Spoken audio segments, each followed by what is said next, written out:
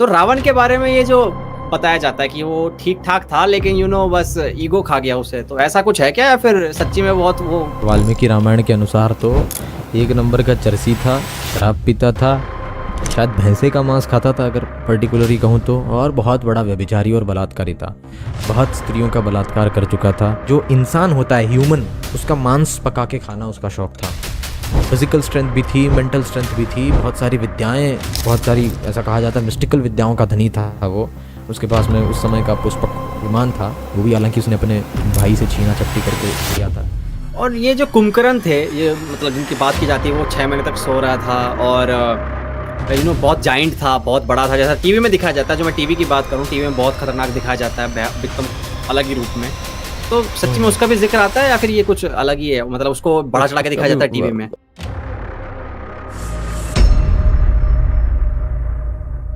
हाँ, तो रावण के बारे में ये जो बताया जाता है कि वो ठीक-ठाक था लेकिन बस ईगो खा गया उसे, तो ऐसा कुछ है क्या या फिर सच्ची में बहुत वो राक्षस ही था बहुत खतरनाक?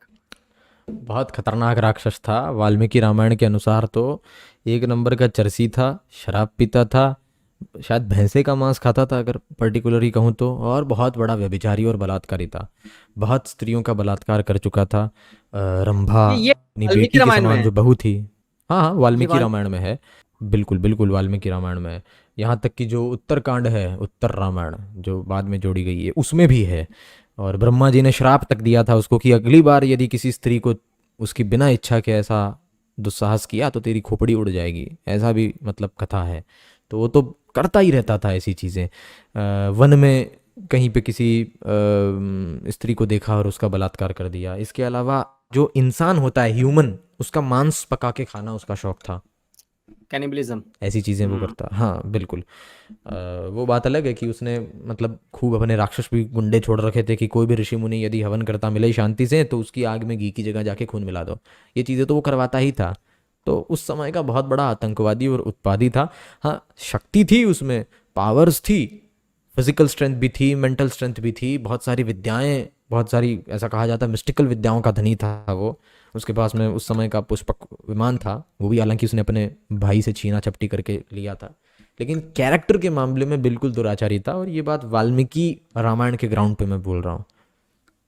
अच्छा।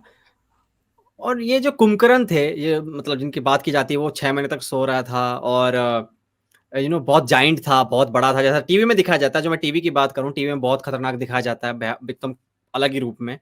तो सच्ची में हम्म। उसका भी ज़िक्र आता है या फिर ये कुछ अलग ही है? मतलब उसको बढ़ा-चढ़ा के उसका दिखाया भी जाता है टीवी में? अलग है, अलग है उसका। टीवी में बड़ा चढ़ा के नहीं दिखाया जाता है, वो तो बहुत पहले से ही रामायण की मान्यता में ही वो ऐसा बड़ा चढ़ा के हो गया, तो टीवी वालों की इसमें गलती नहीं है। कई लोग ये भी मानते हैं कि यार ये तो मेटाफर है और थोड़ा बड़ा चढ़ा के वाल्मीकि जी ने ही बता दिया। नहीं, मेटाफर्स बाद में बहुत ज़्यादा जुड़े होंगे, पर वाल्मीकि जी जो बता रहे हैं वो इतिहास है। मतलब जैसा हुआ वैसा ही अलंकार का प्रयोग साहित्य को प्रेजेंट करने के लिए या लिटरेचर को प्रेजेंट करने के लिए किया जाएगा। जैसे जो इंग्लिश लिटरेचर जानते हैं तो उसमें सिमिली, मेटाफर, अलग अलग तरह के अलंकार होते हैं। ऐसे ही अलंकार संस्कृत में तो ढेरों होते हैं, संस्कृत से ही हर जगह पर गए हैं। तो वहाँ पे पर्टिकुलर अगर कोई रिसर्च करे, थोड़ा सा शोध का विषय है ये, तो वहाँ ऐसा आता है कि जो कुंभकर्ण था वो एक मानव यंत्र में बैठकर युद्ध करता था।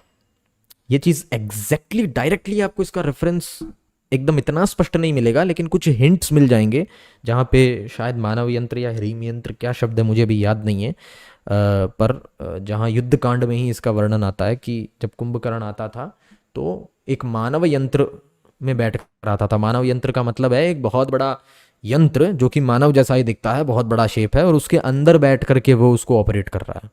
ये डिस्क्रिप्शन है वाल्मीकि रामायण का। अच्छा, हम्म। वॉव! हुँ। ऐसी बहुत सारी चीज़ें हैं। जो पूंछ वाला जो मिसकंसेप्शन है, वो भी अगर थोड़ा डीप में कोई पढ़ेगा तो पता चलेगा वो एक गैजेट टाइप कुछ था, भ्रमित करने के लिए। आपको लगता है ऐसी कोई इसके तो टेक्नोलॉजी प्रॉपर थी एविडेंस उस है। वक़्त? क्योंकि एविडेंसेस वगैरह की बात करूँ मैं, क्योंकि यहाँ पे थोड़ा मैं चाहूँगा, क्योंकि मैं नहीं चाहता कि हम्म। कमेंट सेक्शन में लोग आ जाएँ, वो बोले भाई तूने तो कुछ पूछा ही नहीं, तू तो हाँ कर रहा था। तो मैं ये पूछना चाहूँगा कि ये जो गैजेट्स की आप बता रहे हैं, मानव यंत्र हो गया, पुष्प विमान हो गया, आपको लगता है ये सब चीज़ें हो सकती थी? क्योंकि इसके लिए ना मैं बताता हूँ क्यों। अभी हम जो हम्म। एरोप्लेन बनाते हैं, एरोप्लेन के लिए कितनी चीज़ें, कितनी अलग-अलग फ़ील्ड की नॉलेज को एक साथ आना पड़ता है, कितनी चीज़ों को एक साथ आना पड़ता है, तब जाके हम उसको बना पाते हैं, ऑपरेट कर पाते हैं। तो उस वक्त हम्म ऐसी विद्याएं होती थी कि जिसके कारण ऐसी चीजें बनाई जा सके और उसके बाद उसको ऑपरेट किया जा सके, क्योंकि हमें एविडेंसेस देखने को मिलते नहीं है। इसमें दो चीज़ें हैं। एक तो ये कि जब भी मैं ये किसी किसी के भी क्वेश्चन का आंसर दूं, आपके जैसे क्वेश्चन का आंसर दिया मैंने कि कुंभकर्ण 6 महीने सोता था या जागता था, और इतना बड़ा था वो, तो मैं थियोलॉजिकली स्क्रिप्चर बैकग्राउंड पे आंसर कर रहा हूँ, ऐसा एक्चुअल में था इस चीज़ का एविडेंस नहीं दे रहा हूँ। अच्छा अच्छा। रामायण के अनुसार कथा क्या है, ओरिजिनल कहानी क्या है, वो लोग कम से कम ठीक से जाने। रामायण के अनुसार ही यदि ऐसा है कि उस समय वो कुंभकर्ण बड़ा नहीं हुआ था, एक्चुअल में किसी मानव यंत्र में बैठा था, तो पहले हम क्लेम को तो अच्छे से समझे, एविडेंस तो हम बाद में ढूंढेंगे। पहले हमें पता तो हो कि यदि आप उसे परिकथा भी मान रहे हो, मैं नहीं मान रहा हूँ, लेकिन यदि ऑडियंस उसे परिकथा भी मान रही है तो परिकथा तो जान लो पहले कि एक्चुअल में क्या है, वो उसमें बड़ा हो रहा है या यंत्र में बैठ रहा है। क्योंकि जब इस मोमेंट पे आप ये बात सुनते हो कि वो बड़ा नहीं हो रहा है, वो एक मानव यंत्र में बैठ रहा है, तो वहीं पे उसकी पॉसिबिलिटी एक ग्राउंड पास आ जाती है, क्योंकि बड़ा होना जो है वो बिल्कुल हजम नहीं होगा। मानव यंत्र में बैठने वाला लगेगा हाँ थोड़ी बात तो सही है।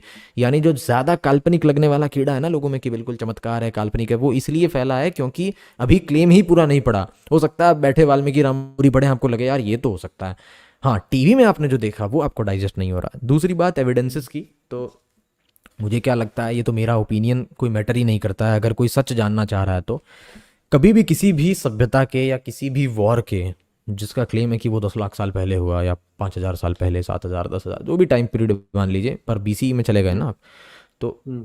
उसका एग्जैक्ट डिस्क्रिप्शन एविडेंस में या आर्कियोलॉजिकल फॉर्मेट में आपको नहीं मिलेगा। जो घटना हुई है कि ऐसा कुछ हुआ, इसने इसको ये कहा, उसका कौन सा हम्म। एविडेंस होता है? वहाँ पे कोई वीडियो तो शूट हो नहीं रही है ना, ऐसा हो रहा है कि जो भी एक्शंस हो रहे हैं तो उसका एक होलोग्राम बन जा रहा है। अब खुदाई करोगे तो वो होलोग्राम आपको यूं फाड़ के निकल जाएगा।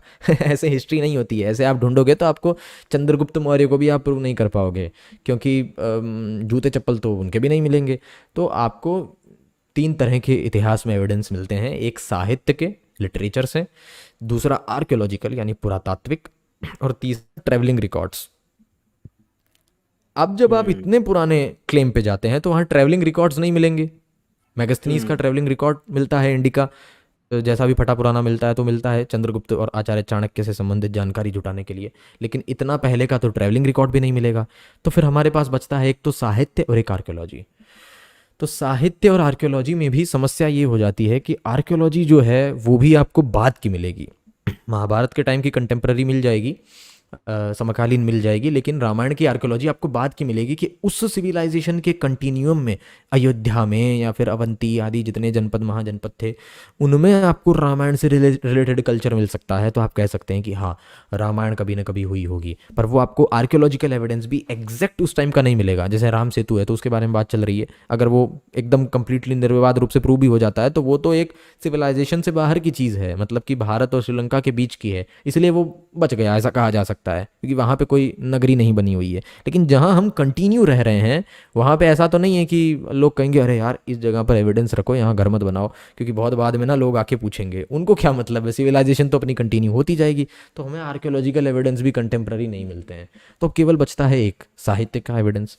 लेकिन जो लिटरेचर वाला एविडेंस है वो तो खुद एक सबॉर्डिनेट एविडेंस होता है, उसको मेन एविडेंस नहीं माना जा सकता, क्योंकि साहित्य में तो कोई कुछ भी लिख देगा। तो ऐसी घटनाओं के लिए फिर एक न्यू एविडेंस इजाद होता है, अर्थात हमारे नज़र में आता है कि हमें यहाँ से चेक करना चाहिए, जो हमेशा कंटेम्प्ररी होता है। वो होते हैं एस्ट्रोनॉमिकल रेफरेंसेस, मतलब ज्योतिषीय पिंड।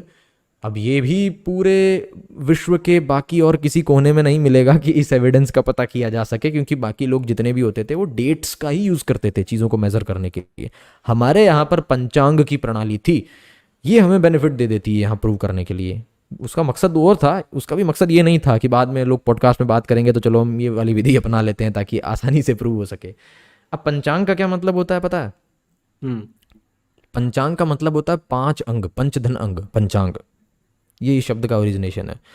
तो जैसे आज के टाइम पे आपको किसी भी टाइम को लोकेट करना है तो आप 2 डेट्स का यूज़ करते हैं। जैसे मान लीजिए मैंने बोला 13 जनवरी, या आज जो डेट है जिस दिन हम शूट कर रहे हैं तो वह है 9 सितंबर। तो 9 सितंबर में, सितंबर तो महीना है, 30 बार चलेगा, 30 बार सितंबर बोलोगे आप, है ना। 31वां महीना है तो 31 बार बोलोगे, 28 है तो 28 बार बोलोगे। लेकिन आज के दिन की क्या 2 डेट्स हैं? तो आज के दिन की 2 डेट्स हैं, एक तो आज का वार, एक आज की डेट, यानी एक तो मंडे, एक 9, ये 2 डेट्स हैं। लेकिन पंचांग में 5 तरह की डेट होती है, इसलिए इसे पंचांग कहा जाता है। वार, तिथि, करण, नक्षत्र, योग, यानी आज की एक तिथि होगी, आज का एक वार होगा, आज का एक करण होगा, आज का एक नक्षत्र होगा। ये 5 डिटेल्स होंगी आज की, न केवल आज की बल्कि आज की इस एग्जैक्ट टाइम तक की कुंडली या मुहूर्त बनाया जा सकता है कि इस क्षण में क्या 5 डिटेल्स हैं। हम वापस आते हैं बैक टू उस टॉपिक पे कि रामायण में हर बात के मेजर इवेंट्स के एस्ट्रोनॉमिकल ऑब्जर्वेशंस हैं कि आज भगवान राम का जन्म हुआ तो आकाश में कौन सा पिंड कहाँ पर है, कौन सा ग्रह कहाँ पर है, कौन सा नक्षत्र कहाँ पर है, आज का वार, तिथि, नक्षत्र, करण, योग क्या है, इत्यादि जो भी जानकारियाँ उस समय प्रचलित थी वो सबका डिस्क्रिप्शन वाल्मीकि जी ने किया है। युद्ध हुआ है तो उसका किया है, पंचवटी में कब गए तो उसका किया है, जो जो मेजर इवेंट्स हैं उनका एस्ट्रोनॉमिकल ऑब्जर्वेशन उन्होंने किया है। अब पहली बात तो ये कि वो जो एस्ट्रोनॉमिकल ऑब्जर्वेशन है वो कोई भी बिना देखे नहीं लिख सकता है। यदि आज की डेट में मैं ये चाहूँ घर बैठे कि आज मैं एक काम करता हूँ लोगों को बेवकूफ़ बनाने के लिए ना, आज से 5 लाख साल पहले की एक कहानी लिख देता हूँ। तो आज से 5 लाख साल पहले आकाश में कौन से ग्रह नक्षत्र थे मुझे क्या पता, और मैं मान लो तुक्के से कुछ भी लिख दूँ और मैंने ये भी लिख दिया साथ में कि ये 5 लाख साल पहले के हैं, तो मैच कैसे होंगे वो मेरा क्लेम? अब मैं लिखूँ तो 5 लाख साल पहले और वो निकल जाए अभी परसों के ही, या 50 दिन पहले के, या 10,000 साल पहले के, तो मेरी तो पोल खुल जाएगी ना। और ऐसी एक डिटेल नहीं, बहुत सारी detail. So I am 100% sure कि वो सारी डिटेल्स आंखों देखी घटनाएं हैं। वास्तव में आकाश में जब वो ग्रह और पिंड और नक्षत्र उपस्थित थे उसी समय वो घटनाएं हुई है, तभी किसी ने देख करके लिखे। अब कोई ये कह सकता है, दिमाग लगा सकता है कोई कमेंट, आज भी तो हम पता कर लेते हैं पुरानी डेट डाल करके सॉफ्टवेयर से, तो क्या जब रामायण लिखी गई तब क्या सॉफ्टवेयर थे?